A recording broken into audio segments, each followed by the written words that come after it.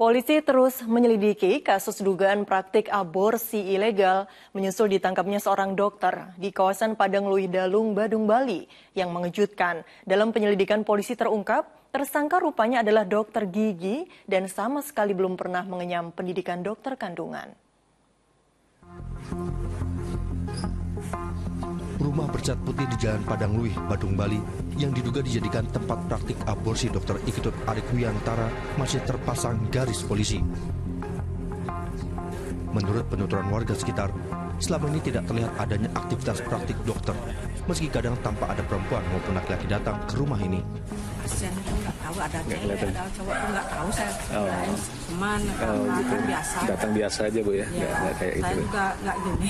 Nggak terlalu merhatiin ya? Ya nggak merhatiin. Tapi pernah bertegur apa nggak Bu sama tetangga?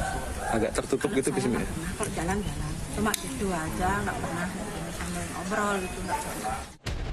Sebelumnya, Dr. Iketut Arikwiyantara, 53 tahun, diringkus aparat di Treskrim Suspolda Bali ketika melayani seorang pasien aborsi 8 Mei pekan lalu.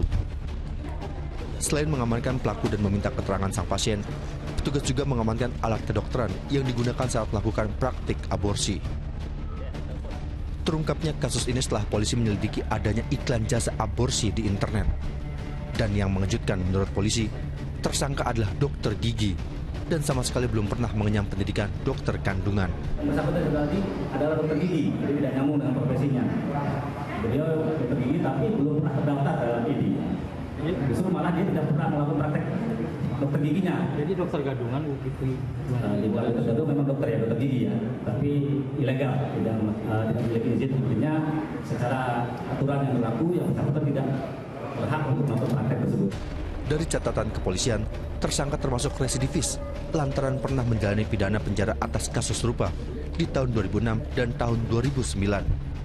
Ia kembali membuka praktik aborsi sejak tahun 2020 hingga akhirnya ditangkap petugas.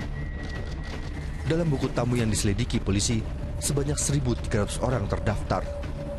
Tersangka terancam pasal 194 Jungto pasal 75 ayat 2 Undang-Undang Nomor 36 tahun 2009 tentang kesehatan dengan ancaman hukuman 10 tahun penjara dan denda 10 miliar rupiah.